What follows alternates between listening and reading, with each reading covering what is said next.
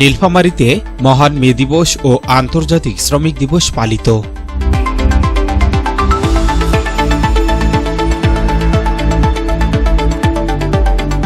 আসসালামু আলাইকুম। এমকে টেলিভিশনের নিয়মিত সংবাদে আপনাদের স্বাগত জানাচ্ছি আমি শারমিন মিনা। এতক্ষণ শুনছিলেন সংবাদ শিরোনাম, এখন ডেস্ক থেকে বিস্তারিত। দুনিয়ার মজদুর এক হও, লড়াই করো।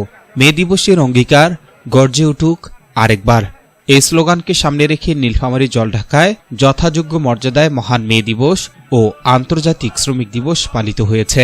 এ উপলক্ষে শুক্রবার সকালে জলঢাকা মোটর শ্রমিক ইউনিয়ন, ট্রাক শ্রমিক ইউনিয়ন, মাইক্রোবাস শ্রমিক ইউনিয়ন সহ বিভিন্ন শ্রমিক সংগঠনের উদ্যোগে একটি বিশাল বর্ণাঢ্য র্যালি বাস স্ট্যান্ড থেকে বের হয়ে পৌর শহরের প্রধান সড়ক প্রদক্ষিণ করে কেন্দ্রীয় শহীদ মিনারে পুষ্পস্তবক অর্পণ করেন।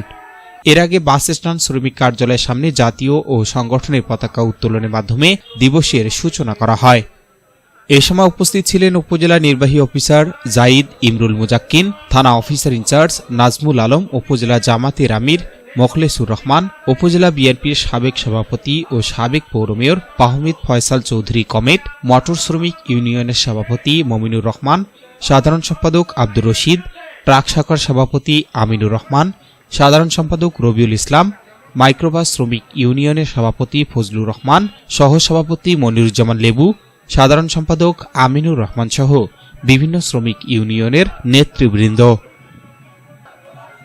S Rahman, news desk, MK television. শেষ করছি এমকে টেলিভিশনের নিয়মিত সংবাদ। এতক্ষণ সাথে থাকার জন্য সবাইকে অনেক অনেক ধন্যবাদ।